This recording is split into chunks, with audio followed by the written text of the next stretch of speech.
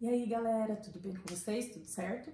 Bom, vamos dar continuidade aos nossos estudos, né? A gente já falou de substantivo, a gente já falou de adjetivo, já falamos de numeral, já falamos de artigo. Então, dando sequência nas classes gramaticais variáveis, como a gente viu lá na primeira aula, né? Aquelas classes que vão ter uma variabilidade, a última que se refere aos substantivos, né? E que pode variar em gênero, número e, dependendo do estilo aí, também um grau, certo? E aí depois a gente fala dos verbos, ok? Então a gente começa falando hoje dos pronomes. O que eu preciso saber inicialmente? O que é um pronome? O pronome, ele tem a seguinte função: ele substitui ou acompanha um nome. Peraí, o que é nome mesmo? Nome significa substantivo. Lembra a classe gramatical que dá nome aos seres? Então quer dizer que o pronome, ele substitui um substantivo ou ele acompanha um substantivo. É essa função que ele vai desempenhar. Por isso que a gente vai ter numa primeira classificação os pronomes substantivos. Então, o que é um pronome substantivo? Ele vai substituir um substantivo que deveria estar na frase, não precisou, ou já apareceu no contexto e no texto, não sei. Mas ele vai substituir. Então, eu digo assim, todos assinaram um acordo. Nesse todos assinaram um acordo, você tem a palavra todos, que é um pronome, depois a gente vai ver que ele é um pronome indefinido, mas ele está substituindo alguns nomes que eu não citei aqui para você. Se eu tiver um texto, um contexto, provavelmente eu vou saber. Então faz de conta que eu falei, por exemplo, o governo e a população assinaram o acordo, ou Estados Unidos, China e Inglaterra assinaram o acordo. Não sei, você sabe que tem uma galera aqui que assinou o acordo, mas você não sabe quem é. Por quê? Porque você usou um pronome que está substituindo os nomes que ali estariam. Por isso que eu vou chamar esse pronome, ele não deixou de ser pronome indefinido, tá? Tem a classificação dele, pronome indefinido, mas ele é um pronome que substitui o nome, então é um pronome substantivo. Diferentemente, aqui também, ó, ele fez o bolo. Ele fez pode ser João fez o bolo, Pedro fez o bolo. Ao invés de colocar o nome da pessoa, eu coloquei ele, beleza? Então eu tô substituindo um nome. A gente usa muito os pronomes nos nossos textos para evitar a repetição. Né? A classe de palavra-pronome é brilhante para isso. A gente usa muito ela para fazer referenciação, né? no elemento de coesivo, com os elementos coesivos. Então, você tem essa relação. Por outro lado, a gente tem o pronome adjetivo. Bom, raciocina comigo. Se o pronome substantivo substitui o nome, o pronome adjetivo vai acompanhar o nome. Então, eu vou pegar a mesma frase. Todos os países assinaram acordo. Observe que a palavra todos continua a ser o nosso pronome, certo? Só que aqui, quem assinaram o acordo? Todos os países, vai ser o nosso sujeito. Mas quem que é o núcleo desse sujeito? A palavra países, porque o núcleo do sujeito é um substantivo. Então, aqui, quem exerce a função de assinar o acordo são os países. Aí você pode questionar, mas quais países? Aí eu venho e falo todos. Então, o pronome todos aqui, ele não está substituindo a palavra país como aqui. Ele está acompanhando a palavra países, dando essa ideia de indefinição. Todos, né? Quando eu falo todos, você sabe que foram todos aqueles que estavam lá, mas você não sabe quais são, se você não tiver um texto, um contexto. Então, por isso que ele continua sendo um pronome indefinido, ó, nos dois seria um pronome indefinido, só que aqui ele está acompanhando o nome, ok? Mesma coisa aqui, ó, o bolo dele está delicioso. Né? Aqui você tinha o ele fez o bolo, então aqui o ele está substituindo um nome próprio. Aqui o dele está também substituindo um nome próprio, só que ele está acompanhando, né? O bolo dele, né? O bolo do João, o bolo dele. Então você tem essas relações. Tranquilo até aqui? Bom, vamos para a classificação do nosso substantivo. Então a gente tem a classificação aqui. Quais são os substantivos que nós vamos estudar? Desculpa, olha eu falando besteira. Quais são os pronomes que nós vamos estudar? Pronome pessoal, pronome de tratamento, pronome possessivo, pronome demonstrativo, indefinido, relativo e interrogativo, tá? Todos esses pronomes são muito importantes para a interpretação de texto, para referenciação quando a gente fala de coesão textual e simplesmente para fazer com que o texto fique bem alinhado, bem escrito, bem conectado, bem referenciado, tá? Então, todos eles são bem importantes. Alguns que aparecem mais em provas aí. Pessoal aparece bastante, demonstrativo aparece bastante e o relativo aparece bastante. Não estou dizendo que os outros não são importantes, só estou dizendo que eles acabam aparecendo mais porque eles têm algumas nuances, né, que fazem com que o estudo seja mais vinculado à interpretação de texto e tudo mais, certo? Então agora a gente vai passar falando de cada um desses pronomes, lembrando que cada um deles, qualquer um deles pode substituir ou acompanhar o nome, tanto faz. Então, eu posso ter um pronome pessoal substantivo? Sim, a maioria de pronomes pessoais são substantivos, tá? Eu posso ter um pronome possessivo substantivo e um pronome possessivo adjetivo? Sim, que é o slide anterior que a gente viu, tá? Então, tudo vai depender do texto e do contexto. Ok até aqui? Beleza? Bom, então a gente começa aqui falando dos pronomes pessoais.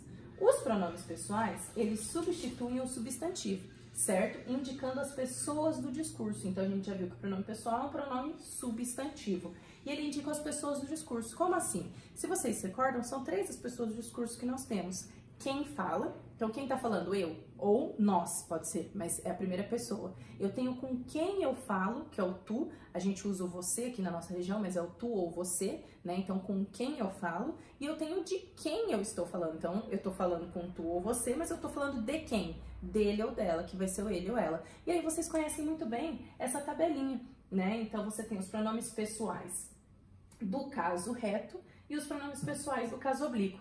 Todos se baseiam nas pessoas do discurso. E aí você vai lembrar que a gente tem a primeira, a segunda e a terceira do singular e a primeira, a segunda e a terceira do plural, certo? Então, sempre quando a gente aprende a conjugar verbo, a gente tem que aprender isso daqui. E qualquer língua que você estude, né? Eu comecei a fazer inglês, comecei a fazer espanhol, francês, sei lá, outras línguas. A gente, para saber fazer um texto e conjugar os verbos naquela língua, quando há uma conjugação, né, você precisa saber essas pessoas do discurso. Então, a gente sempre sabe os pronomes do caso reto, né? Primeiro, eu, tu, ele, ela, nós, vós, eles, elas. Acho que não tem nenhum mistério nisso, vocês se recordam que eles são os pronomes do caso reto. Por que que eles são chamados de pronomes do caso reto, tá? Porque lá na sintaxe, a gente vai ver que eles funcionam como sujeito. Eles exercem o papel de sujeito, então eles praticam ou recebem ação verbal ou sente e outras nuances por aí, tá? Então, a gente tem aqui os pronomes do caso reto, os pronomes pessoais do caso reto exercem o papel de sujeito. Por outro lado, os pronomes pessoais do caso oblíquo são assim chamados porque eles vão exercer o papel de complementos ou adjuntos, tá? Então, eles vão poder ser complemento verbal, complemento nominal, adjunto adverbial, adjunto adnominal. Então, eles exercem o papel do outro lado do verbo, digamos assim. Aqui é sujeito, aqui são os complementos e os adjuntos. Fica tranquilo, a gente vai entender isso melhor lá em sintaxe, é só pra gente entender o porquê dessa separação. E aí, você deve ter lembrado, né? Então, primeira pessoa, eu, aí a gente aprende assim, né? Me, mim, comigo, te, ti, contigo, né? Se, o, a, de, se, si, consigo. Então, assim, a gente sabe, vocês dominam esses pronomes, é só entender que lado que nós temos para cada um. Observação à parte para a gente fechar essa tabela. Os pronomes oblíquos, vocês viram que estão divididos em 2? Tônicos e átonos. Qual é a diferença entre eles? Os pronomes oblíquos átonos nunca podem ter juntos dele uma preposição, tá? Então eu não posso, por exemplo, você não fala assim, né? Você gosta de me? Você não fala, você gosta de me, porque de é preposição. Quem gosta, gosta de algo ou de alguém. O de é uma preposição. Você não fala, você gosta de me. Por que que eu não falo? É porque o pronome me não admite antes dele uma preposição. Então, quem que a gente usa? A gente usa aqueles que admitem preposição. Então, eu falo, você gosta de mim. Simples, deu pra entender? Né? Eu fiz isso para te, eu fiz isso para te, eu fiz isso para nós, né? Olha, eu fiz uma macarronada para nós. Quem faz algo para alguém, né? Eu fiz uma macarronada para nós ou eu fiz uma macarronada para nós, certo? Porque o para é preposição, certo? Então, vamos fechar aqui o raciocínio. Pronomes oblíquos tônicos têm preposição antes dele, né? Então, eu vou falar de, me, de mim, para mim, com mim. Lembrando que o com mim a gente funde formando a palavra comigo, tá? Esses daqui, comigo, contigo, consigo, conosco, convosco e consigo, eles já são a fusão da preposição com o pronome que tá antes, certo? E aí, ó, de nós, para nós, né? Com eles, deles, que a gente vai juntar de mais eles, deles, certo? Aqui não, aqui eu não posso ter preposição. Eu não coloco uma preposição antes daqueles pronomes porque não faz sentido algum. Tranquilo até aqui? Beleza? Vamos para alguns exemplos pra gente entender um pouquinho isso? Então, só dando uma visualizada de novo na tabela, tá? Eu, tu, ele, ela, nós, vós, eles, elas são sujeitos. Tudo que tá aqui do outro lado são complementos ou adjuntos. Uma coisa interessante de observar, você tem o ele e ela aqui como sujeito, mas você tem também o eles e elas aqui, até não apareceu ele e ela aqui no singular. Também você tem ele como objeto, tá? Você tem o nós aqui como sujeito, mas você tem o nós aqui como complemento também, só que eles têm que ser precedidos de preposição, tá? Então, atenção a essas relações. Então, vamos ver esse primeiro exemplo aqui, ó. Ele trouxe o presente para... Eu gostaria que vocês pensassem em usar a primeira pessoa, tá? A primeira pessoa do discurso. Então, ele trouxe o presente para mim, Ele trouxe o presente para eu, para me não, né? A gente já viu que não tem preposição. Então, ele trouxe me, mim, comigo. Comigo também não entra, né? Então, vou ficar com mim e com eu. Ele trouxe o presente para eu ou para mim? Bom, muitos de vocês aprenderam, né, que em final de frase a gente usa mim, certo? Tá errado isso? Não, tá certo. Pode continuar pensando assim. Eu só quero que vocês entendam a ideia. Observe que a gente tem um verbo. Qual que é o nosso verbo? Trouxe.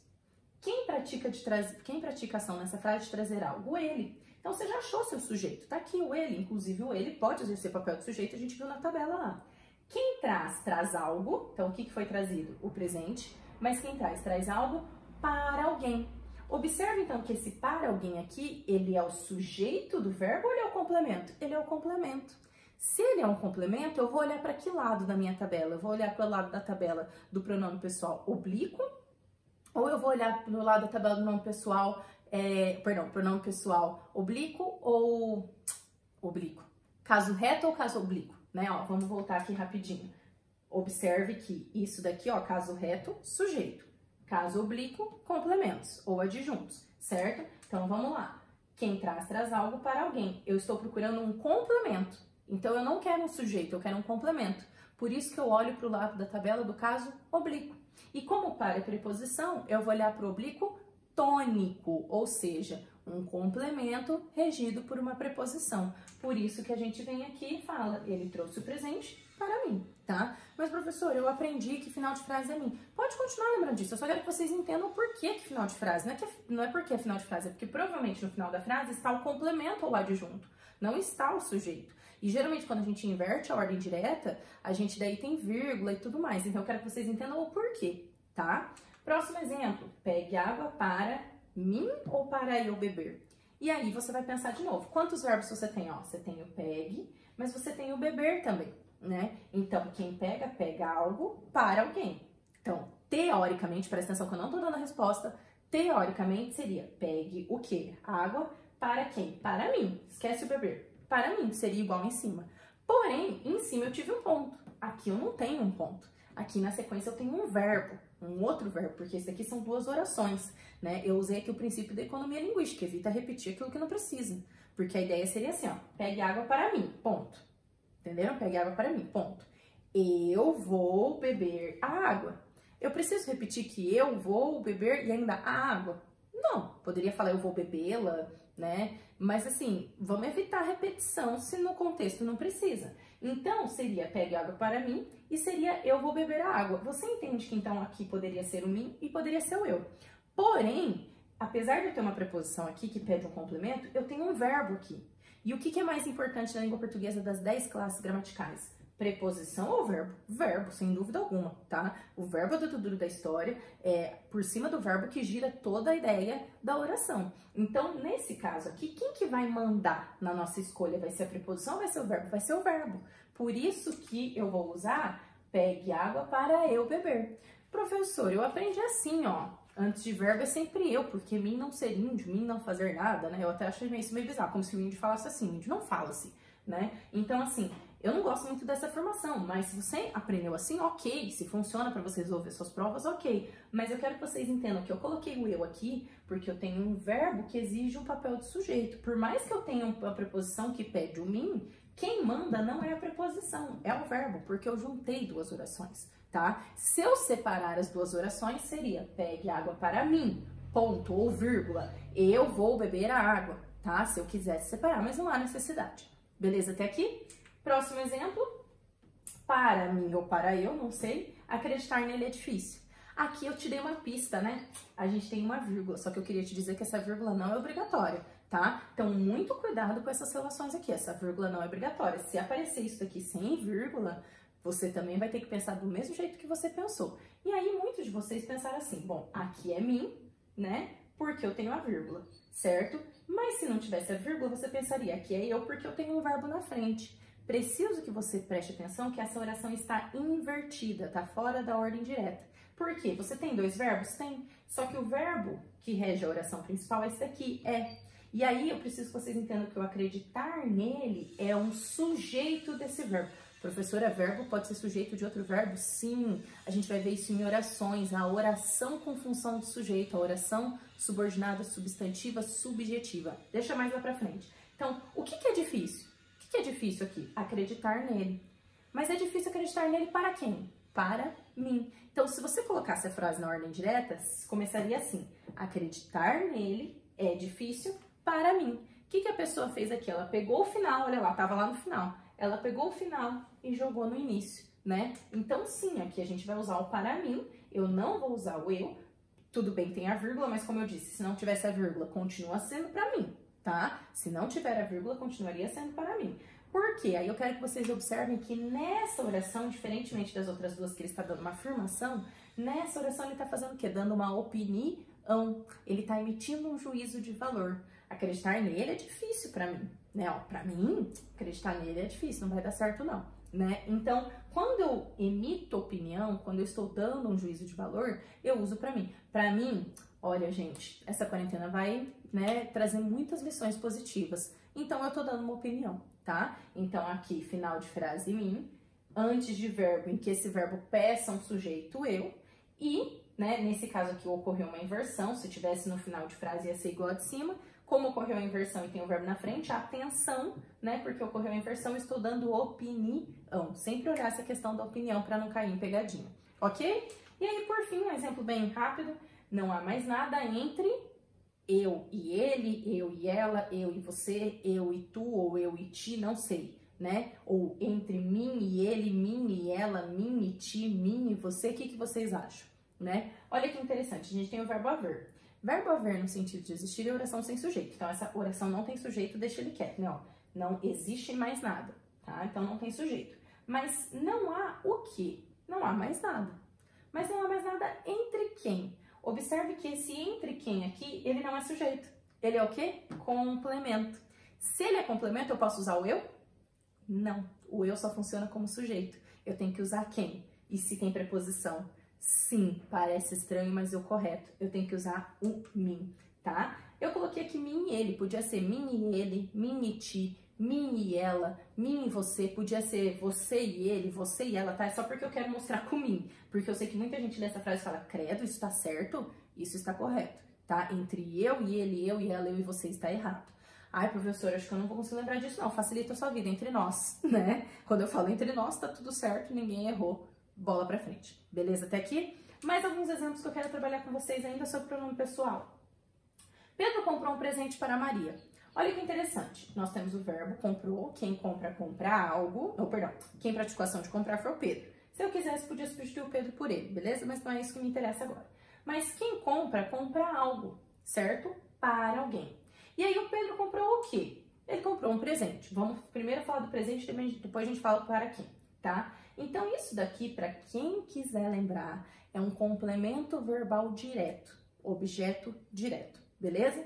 E aí, se eu quiser, suponhamos que a gente está escrevendo um texto, a gente está falando assim, hoje a gente está conversando com quem? E o presente era lindo, esqueci o presente em casa, mas voltei rapidamente para ir para o aniversário, passei a pegar o presente. É legal repetir a palavra no nosso texto, seja ele falado ou escrito? Não. Então, para evitar repetição muitas vezes, gente, eu estou dando a frase solta, imagina isso dentro de um texto. Para evitar a repetição, muitas vezes a gente precisa usar o quê? Alguns recursos, que são os pronomes, evitar a repetição. Então, se eu quisesse sumir com o presente daqui e usar um pronome pessoal, né? Como eu faria? Eu faria o seguinte, Pedro comprou para Maria. Por que aqui eu usaria o o? Primeiro, quem compra algo para alguém, esse o presente, um presente, não é sujeito. Então, eu não vou olhar para os pronomes pessoais do caso reto. Você vai olhar no lado da sua tabela dos pronomes pessoais do caso oblíquo. Eu vou procurar um pronome do caso oblíquo para substituir o presente, tá? Só que quem compra algo para alguém. A preposição não está com o presente, a preposição está com a Maria. Então, um presente não tem preposição. Se não tem preposição, é caso oblíquo átono ou tônico. Átono, que são sem preposição. Um presente é ele, terceira pessoa do discurso do singular. Se você for na sua tabela, pronome pessoal do caso oblíquo átono, terceira pessoa do discurso singular, você vai encontrar esse o, certo? Por isso que esse o, preciso que vocês entendam que esse o está aqui substituindo essa expressão no presente, tá? Em algumas provas, eles vão colocar que o o é um pronome pessoal do caso oblíquo átono, perfeito, funcionando como objeto direto. Vocês lembram que eu falei que o presente é objeto direto, então o aqui está funcionando como objeto direto e que esse objeto direto hoje está retomando um presente que está na linha 3 do texto. Se for verdade, você vai olhar no texto, marcou. tá? Então, atenção a essas relações. Mas e se agora eu quiser falar disso aqui, ó, para a Maria? Deixa o presente não repetir muito presente. Tô fazendo um texto, eu falei, ai, a Maria era minha melhor amiga, e eu queria muito ajudar o Pedro a comprar um presente pra ela, porque o Pedro era namorado dela, e eu gostava deles juntos e tal, e a Maria, putz, falei muito da Maria, não quero repetir a Maria. O que eu posso fazer primeiro? Todo mundo já entendeu que para a Maria é complemento do comprar, não é o sujeito. Então, eu vou olhar para os pronomes pessoais do caso oblíquo. Só que, diferente do presente, o para Maria tem preposição. Cadê a preposição? Tá aqui o para. Só uma pergunta que algumas pessoas devem estar se colocando aí. Professor, ao invés do para, podia ter outro a aqui, né? Pedro comprou um presente a Maria? Sim. E aí, a preposição com a artigo, um único a com acento indicativo de crase. Poderia, sem problema algum, tá? É uma questão de escolha, cada um escolhe se quer usar o para ou se quiser usar o a, tanto faz. Então, Pedro comprou um presente para a Maria. Para a Maria, complemento do verbo. Então, eu vou olhar para o pronome pessoal do caso oblíquo para substituir a Maria. Primeira coisa que eu posso fazer é manter a preposição e substituir só o nome. Então, eu vou pegar um pronome pessoal do caso oblíquo tônico. Olha lá. Pedro comprou um presente para ela, beleza? Tranquilo. Posso usar o ela aqui? Posso. Por quê? Porque o ele e ela podem aparecer antes de preposição, funcionando como pronome. Se você for na tabelinha, pronome pessoal do caso oblíquo, beleza? Mas se eu quiser, na verdade, agora eu não quero sumir só com a Maria. Eu quero sumir com isso tudo aqui inteiro, ó. Quero sumir com o para também. Quero juntar tudo isso em um único pronome. Como eu vou sumir com a preposição, ela não vai estar escrita, agora eu vou olhar para o pronome pessoal oblíquo, tônico ou átono, se ela vai sumir. Eu vou olhar para o átono, porque ela não vai aparecer escrita. Só que aí, quem é o pronome oblíquo átono? De terceira pessoa que tem a preposição dentro, embutida, justamente o lhe, né? Então, Pedro comprou um presente, comprou-lhe um presente. Então, você tem o seu lhe substituindo aqui o para Maria e para ela. Tranquilo até aqui, pessoal? Beleza? Bom, a gente continua na próxima aula, então, com os próximos pronomes. Até!